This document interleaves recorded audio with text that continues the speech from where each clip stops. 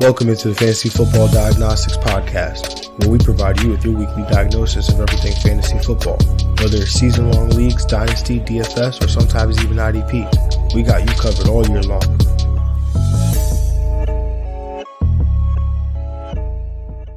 Next guest is somebody connected with a while back on Twitter. They are the Hammercast DFS guru, commissioner to the greatest league. I'm welcoming in Jesse Schuster. Jesse, welcome in, brother, and welcome. Thank you for coming on the show. What's up, my man? I'm glad that my Jville High Life name got dropped in there. That greatest fantasy league there is, that's for sure. Yeah, we connected a while back, and I'm glad I put it on my calendar. I love talking Jaguars. As soon as you reached out, I was ready to go. So I'm well prepared to spit out all the info you need for your Jacksonville Jaguars. Well, they're your Jacksonville Jaguars, but this is our Jacksonville Jaguars segment as we break down the AFC South. So let's get right into it. You already talked about it right off the top. The Jags had quite the season in 2020. During the preseason, they were widely picked favorite to be the worst team in the NFL. They were week one underdogs to the Indianapolis Colts and ended up winning that game. That would be the only game that they would go on to win, though, in the 2020 season. Would land them the 101 and Clemson quarterback Trevor Lawrence. They also move on from head coach Doug Marrone, bringing in Urban Meyer, the former Ohio State and University of Florida head coach. Jesse, how are the feelings about the Jags these days in the Florida area? Yeah, so I think he started it off. It's funny how other members of the fantasy and NFL community start off that season. They started with that we won the first game, whereas Jaguar fans, we remember it as we lost 15 straight in a row is how that actually went. So last year it was a year we knew what we were in for. We knew it was going to get ugly. Although we got the win in the beginning, things didn't pan out as they did. Not only did we have that 15 game losing streak, we were the fastest franchise to 100 losses for Shad Khan, which is pretty big, for him. So we've been in this rut for a while. So I think the only thing for us is to go up. And we all saw what we did. We got Trevor Lawrence. We got the savior, what we wanted. We also got the head coach that we needed.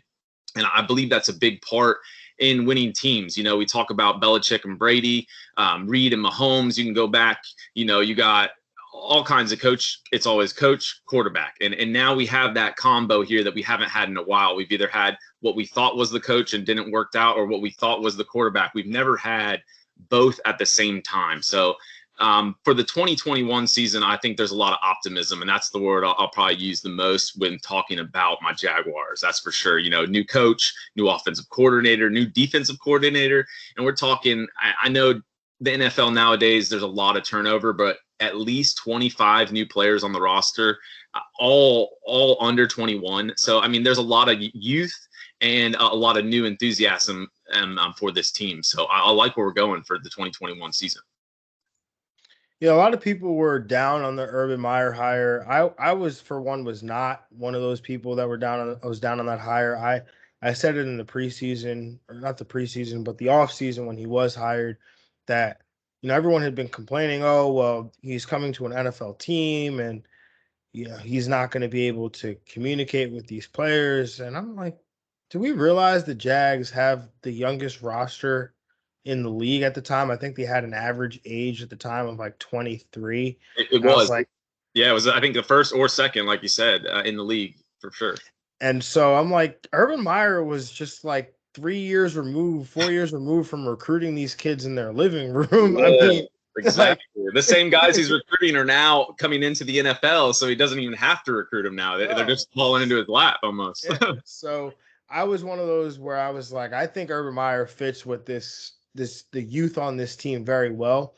And I also think, and then people started complaining about the fact, oh, well, Urban Meyer's just going to retire and whatnot. And I'm like, okay, well, let's think about what Urban Meyer's done. He goes into a program, he builds it up, and then he retires. Is that the worst thing that could happen for Jacksonville? No. No. So I'm not, yes, there have been some questionable things that have happened along the way, decision-making and whatnot, that would lead you to believe, okay, is Urban Meyer maybe not know what he's doing in his first go around as a head coach. You could question that about anybody, right? But let's move on. You talked about the quarterback and the importance of tying the quarterback and the head coach together. So let's get into Trevor Lawrence, who very well could have been the quarterback for my New York Jets, but the Jets just won too many games there.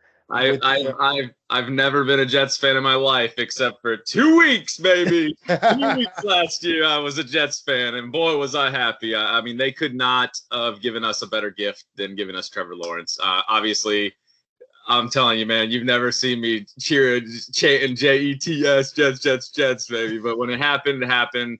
Now he's ours. Unfortunately, you guys get your guy, which we talk about. But for me, it is what it is. It's exactly what this town needed to lift the spirits. Really, you talk about that Urban Meyer hire there.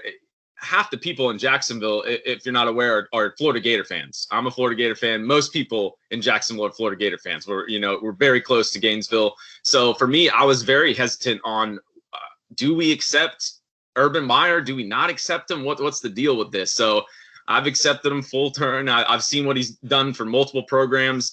He wins. He brings in great coaching staffs and he wins. Whether he leaves quickly or not, he wins. And that's what matters to me right now. And especially with a young Trevor Lawrence here coming into the NFL, I think it's the perfect scenario for him. Our strength for our team, although it wasn't very strong, I think is our offense. And that's because it had a lot of youth behind it. When we get into some of our wide receivers, our running backs now, and our offensive line, some of the things that I think are crucial for a young, successful quarterback to succeed in the NFL. But for me, Trevor Lawrence is just one of those guys that's a cut above the rest. Stats don't lie, and I can spit out 4 million stats on Trevor Lawrence, and I'm real good at doing that. But I'm not going to save us time here. The guy's lost 2 games in his entire life. Not a NFL career, not a college career, not a high school career. His entire life, he's lost 2 games. People just don't do that, and there's something special about him. You see him, you hear about it. It's just something special that he's done. When we're talking about like the fantasy aspect of Trevor Lawrence and where I think he's going to fall, as far as like a 1 quarterback league, basic standard league, for me, he's in that just outside of that QB1 range, more like the QB14. I don't really consider him 12 and up yet, but he can be. There's going to be weeks, especially coming out of the gate, where I think that he's going to shock some people and people are going to start wondering, maybe I should have drafted him a little higher. For example, out of the gates, you have to understand that we play at Houston, then versus Denver, versus Arizona, and then at Cincy again. So that's 4 games that we're going to have to put up some points and that we're play some okay defenses. I know Denver's defense is solid, but the other 3 coming out, I like what Urban Meyer can do and get this team hyped up and ready to start a little roll coming out. It's not like he's going to just concede the season right off the bat with Trevor Lawrence and say, okay, I'm expected to do this, and I'm expected to only win 6 games. They're not expecting to win 6 games. They're expected to win, they're in their mind, they're going 17-0. And that's what's great about Urban Meyer and what he's going to instill in this team. And Trevor Lawrence is going to instill that winning persona that he has. And the same thing with Trevor Lawrence, he's going to kind of instill that in everyone else. So for me, I like the fantasy aspects of where we can go with Trevor Lawrence. He's got the wheels. He's got the ability to run. He's quick at getting rid of the ball. He graded fantastic when he was not under pressure, which seems kind of crazy, but not under pressure. He was second in college with like 68 touchdowns. It was crazy. But what was scarier is that he was even better when he was under pressure. And that's because he gets rid of the ball so quick and he can set his feet and set his hips very quickly for a quick release. So in the NFL, that translates real well with those kind of quarterbacks that can release that ball fast. So for me, I think a lot of quick slants and things will get him rolling, and I expect a pretty good output, not only with his completion percentage, but also with his rushing ability. I expect somewhere in the realms of 400 yards rushing, and I put 4, but I want to lean towards more 5. The guy's a beast. If you haven't seen him in real life, I've seen him around town now. People are catching him all over, and he's a monster. So for me, I think I'm going to give that little bump to the 6'5" freak at quarterback. Yeah, you touched on all of it, man. Trevor Lawrence, 2 games in his whole life. I just remember watching that Clemson team when they had Deshaun Watson, and then when they didn't have Deshaun Watson, and then when they had Trevor Lawrence, who was at the time a true freshman, and you could just see the difference in the caliber of play and the caliber of quarterback that they were providing you. And so Trevor Lawrence, you said that you have him around QB 14, according to 4for4.com's multi-site ADP. He is the QB 14. So just in line with the current price. So it seems like you're in at that price. I'm with you though. I mean, right now statistically, if I just rank the players by fantasy points, I've got him as my QB 16, but there's a world where I would convince myself to take him over guys like Matthew Stafford, Matt Ryan, even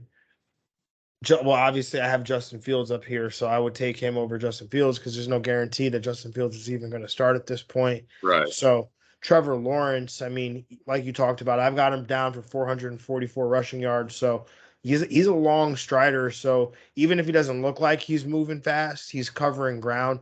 So I think, especially in this scheme with these weapons around him, the yards after catchability of some of these guys, I think there's, the ceiling's pretty high for Trevor Lawrence in year one. But let's move on to the running back position. And so James Robinson had a spectacular rookie season as an undrafted free agent, was the RB7 overall, and was the RB6 in PPR points per game with 17.9, carried the ball 240 times, 1,070 rushing yards, and 7 touchdowns.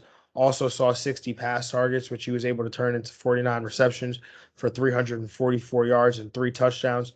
Was one of the league leaders in opportunity share and a true gem for fantasy managers. But then the new regime made the decision that they upset, that ended up upsetting fantasy managers, drafting Travis Etienne in the first round, essentially lowering the value of both of these guys. Etienne, the college teammate of the aforementioned Lawrence, does add an interesting element with his speed and ability in the pass game. These guys are going off the board RB27 and RB33 respectively. How are we feeling about these two guys, Jesse? For those ranks, I feel they're a little low. For me personally, I have them just slightly higher. I have Etienne at 23rd, and then James Robinson coming in at 29. I'm not sure if that was the number you had, but for me, that's just a little bump up. I like to look at this as more of, if you could picture Alvin Kamara, Mark Ingram. People look at this and think it's a total smash hurt on both these guys' stocks, but it's not really. And you can have two running backs that are successful and produce in this kind of setting. Yes, Etienne is brought in as more of the receiving back. Does that mean he's going to take all the receptions? No. James Robinson, for me, I still have him projected at 25 receptions for this year, although not much. He's still going to do something in the reception game. They are talking about running 20 sets is what they call them on offense, which is having all 3 wide receivers out and then both running backs. So it's a dangerous skill that Coach Urban Meyer's trying, plays that are hard to stop, basically. But it's also hard to run unless you have the correct personnel.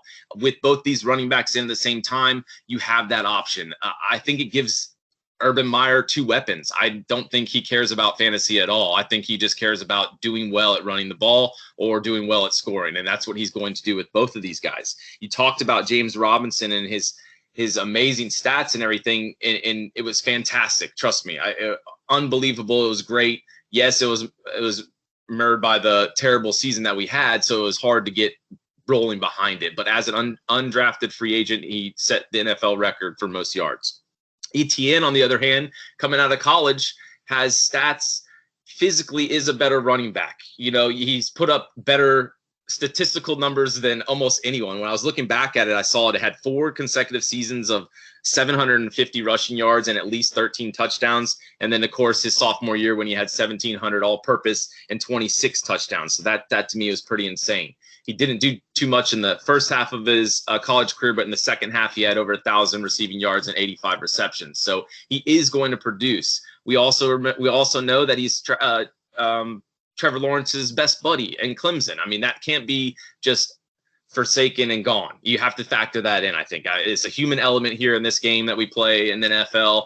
And to me, having your best friend roommate now as your partner in the backfield, it's beautiful, I think. Although, temper your expectations, because whether Urban Meyer meant it or not, he spilled the beans a little and said that, ETN wasn't his first pick. It was Tony. It was going to be his boy from Florida. So I don't know if those are mind games by Urban Meyer or what, but going with his second option, I think he made a great choice with ETN.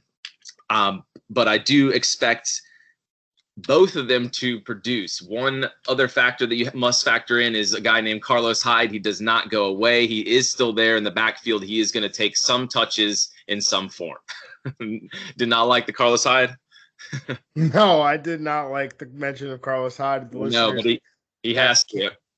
The listeners that can't see me, I agonized in pain when he brought up Carlos Hyde because he's just a thorn in the side, Carlos Hyde.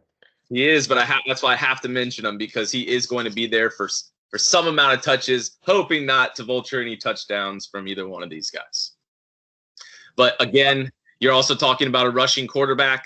Does that hurt the stock of both of these guys? It is talked about quite often when we talk about, Lamar Jackson and his running backs, or Russell Wilson and his running backs, guys that can score on the goal line. Quarterbacks, you do have to worry about that a little bit also in your running back expectations for overall touchdowns. So for me this year, James Robinson, I expect him to eclipse 1,000 yards again. Remember, you're adding in that extra game. It's a little bit easier to do. And I expect around 8 to 9 touchdowns for my boy.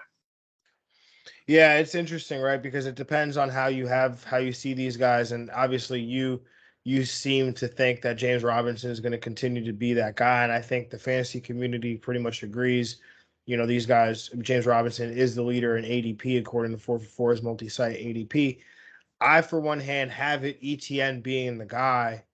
And that's just me personally believing that ETN is just so good of a talent. He's so good of a player that it's going to be almost impossible for them to keep him off the field. And like you mentioned, they could run that 20 personnel where they're running these two running backs and 3 wide receivers. And, that's a little interesting as well. But then that also leads me to believe that just means ETN's probably playing that Percy Harvin role, getting some jet sweeps or some more touches that way. And so, I look at it, I have ETN out carrying James Robinson just slightly. Maybe I should actually probably switch that, because just from a role perspective, it probably makes more sense for James Robinson to be that lead guy.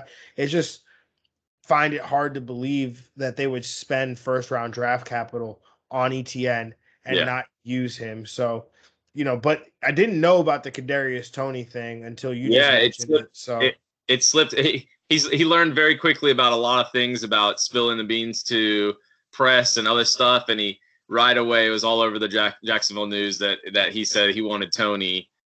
He was hoping that he would fall to him, and was like kind of cursing the air when the Giants snagged him ahead of him. So then it kind of makes you think they were going for a fast weapon, and they got whatever one came to them.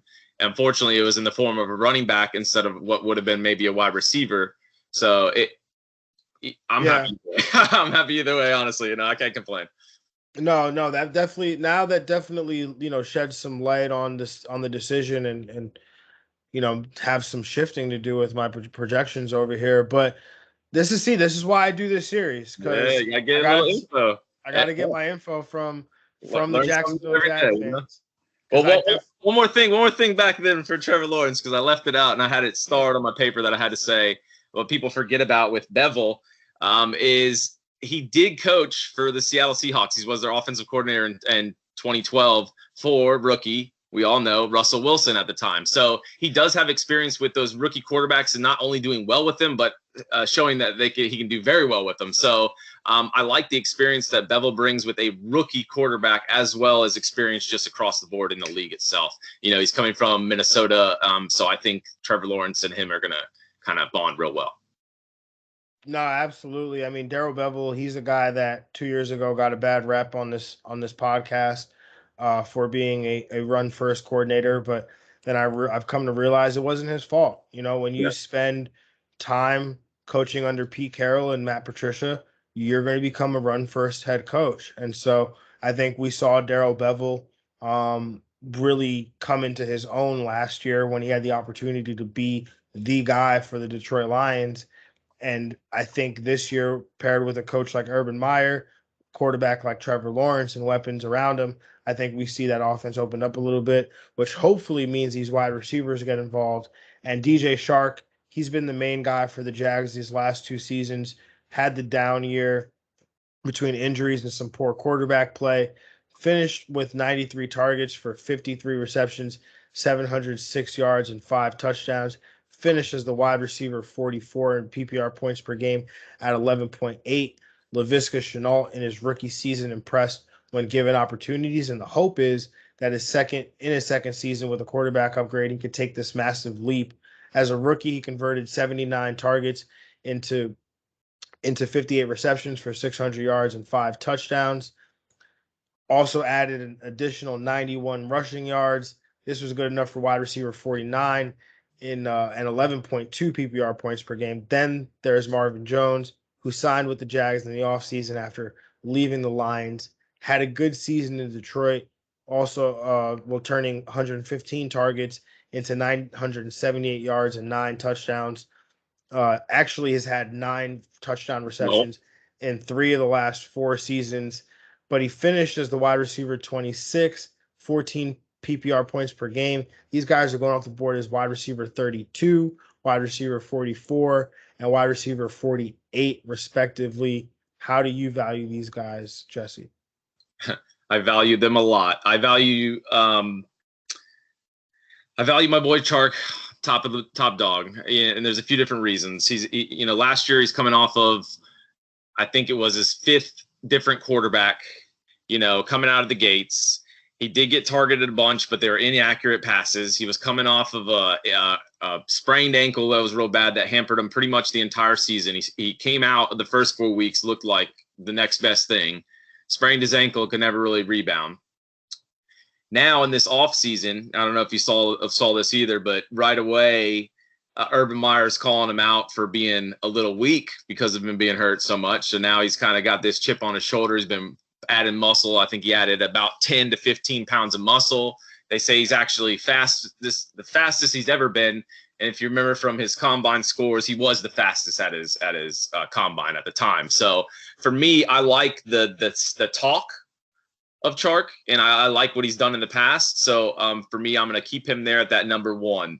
And the reason why I'm not vaulting Laviska Shenault up there quite yet, like most are, is I watched all the games. I watched Laviska Shenault for every single minute of every single game. And to me, I think he still has some work to do on protecting himself and protecting his body. And it's sad that I have to say that for a wide receiver. Normally you hear that for like a quarterback, but it almost seemed like every play he was either coming out, holding his arm, holding his leg, holding his shoulder, holding something and walking out. Yes, he is a physical wide receiver. He's going to play the slot and bang people once he gets that ball. He's not a small little guy. So he is going to get hurt sometimes, but did he get a little bit hurt, a little bit too much? Should he have went down when he just tried to plow through 5 other guys and then ended up injured? Yes. So for me, Laviska's on that second level. A guy I love a lot, and you said my stat that I've been telling everyone, but slightly different is the way I say it. Marvin Jones is actually the only wide receiver in the NFL in the last 2 seasons to get at least 9 touchdowns. So that's pretty impressive. And if you haven't heard his voice is even more impressive. He sang a fantastic song, but he's got a choir voice as well. That doesn't make him better in the NFL or fantasy, but it does give him some kudos for me. So for me, that's the order I go in. If you're talking about dynasty, a guy that I still keep beating my drum all day long on is Colin Johnson. The guy came in last year for 2 weeks and came out with 2 100-yard games and a touchdown. So that's a guy to keep your eye on. If any of these guys go down, Colin Johnson is your guy to roster in those dynasty deep dive formats.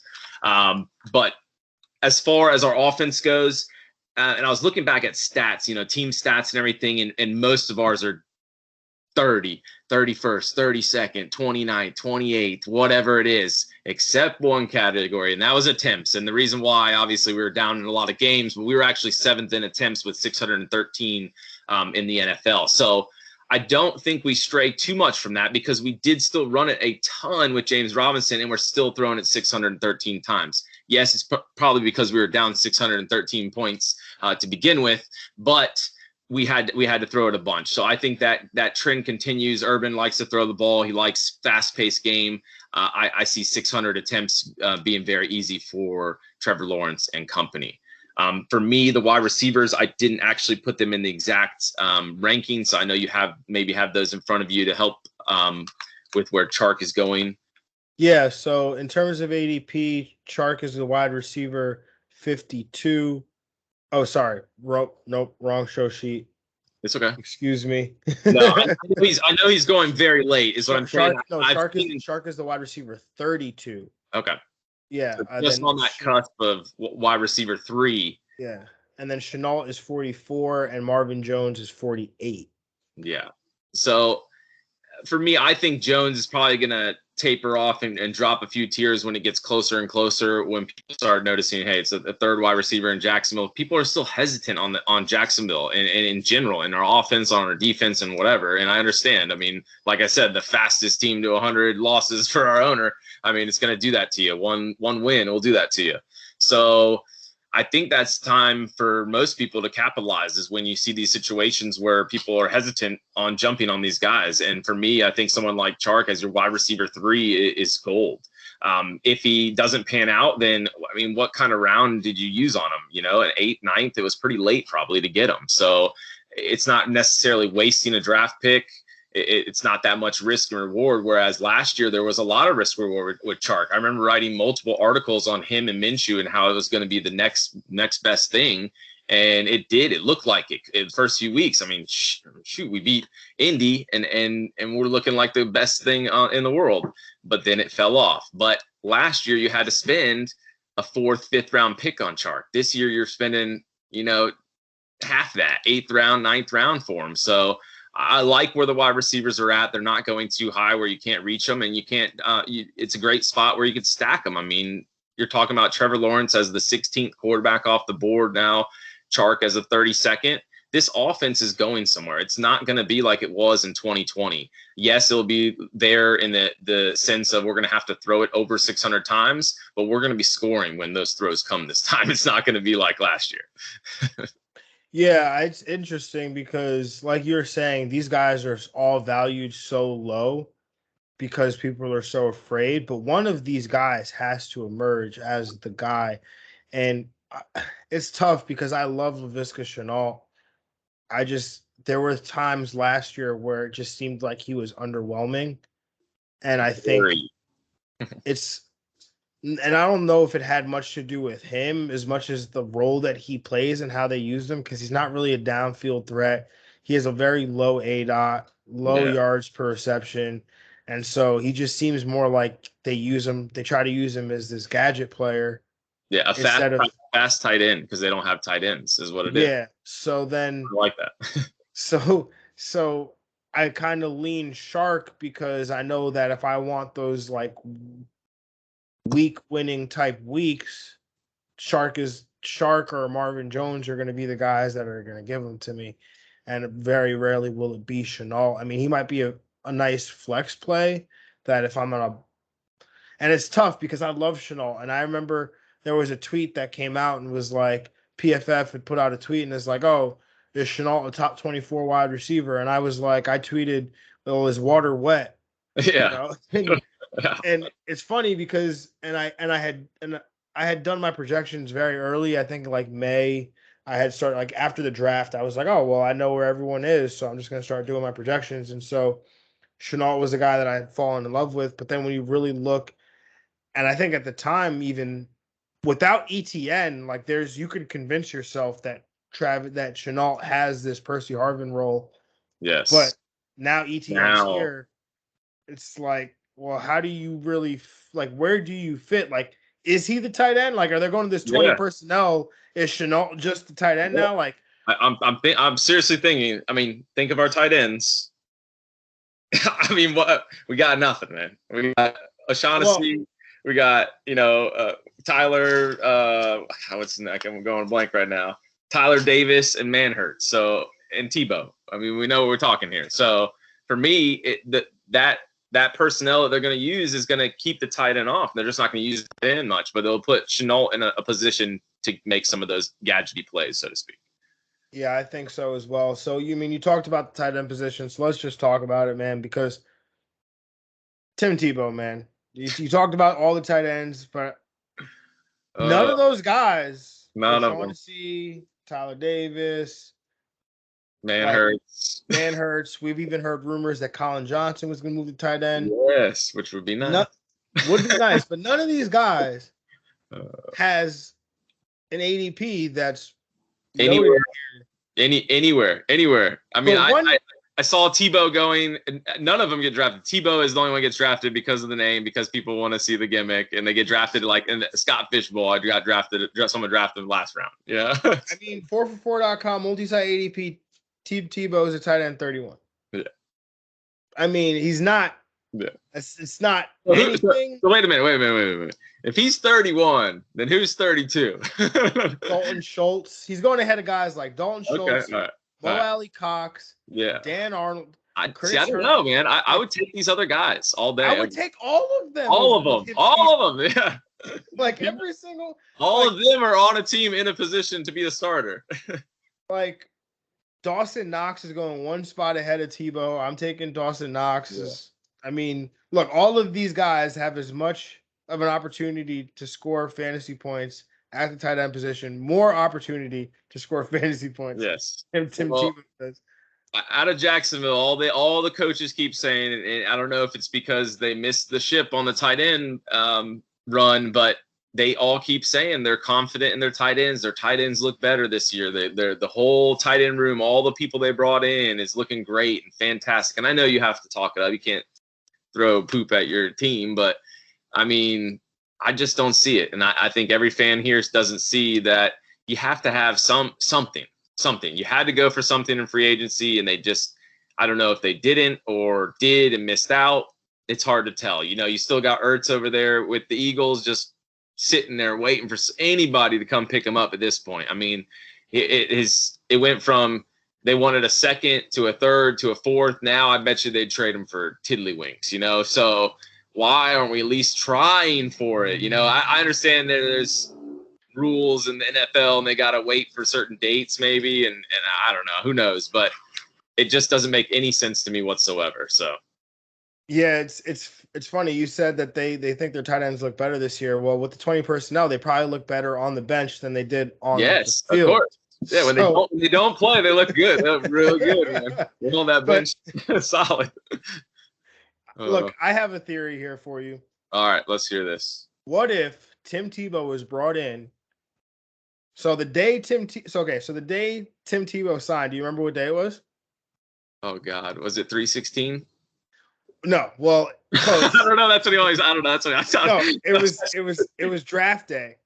Oh, okay. And do you know what we spent what was talked about the whole day? Tim Tebow. We didn't talk about Trevor Lawrence. No one. I said it was a great ploy to take. You've got Heisman Trophy winner taking the spotlight from the more current Heisman Trophy winner, but it worked. It did work. We talked. Everyone's talking about it. Yeah. And then even takes the pressure off the kid. I mean, there was like the surgery, or he couldn't practice. I think Trevor Lawrence. Yeah, no, like the torn leg. He not torn labrum, but in his left shoulder, his opposite throwing shoulder, he had to have surgery on it, so he was out for a while. So, did anyone talk about that? Nope. No. They were talking about. Then I don't know if you know, but also when Tebow was having a good day at camp, Trevor Lawrence had a minor hamstring injury and was out for like a whole week of training camp. Like they had to just slow it down. So maybe every time something happens to Trevor, that's when Tebow's going to make his move. That's when they're going to put him in the spotlight. That's when he makes the team, is when something happens. I don't know. Who knows? Hey, man, it's a theory I came up with on draft day. I like it. Look, they're diverting our attention. We're talking about Tim Tebow, and Trevor Lawrence is the #1 overall pick, and we're talking about Tim Tebow. So, whatever. It's just I have these theories sometimes.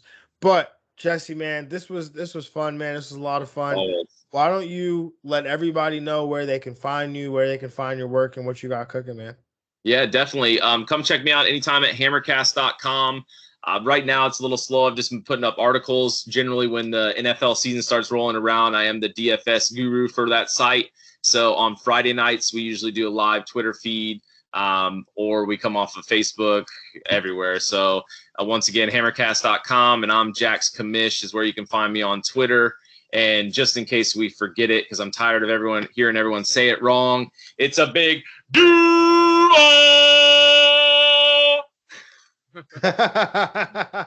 Sorry if I blew out some speakers there, but I'm tired of people saying Duval or Duval or something else. It's not the right way. So that's how you say it here in Jacksonville. It's been a pleasure, my man. Anytime you want to talk Jaguars, you have me on, buddy.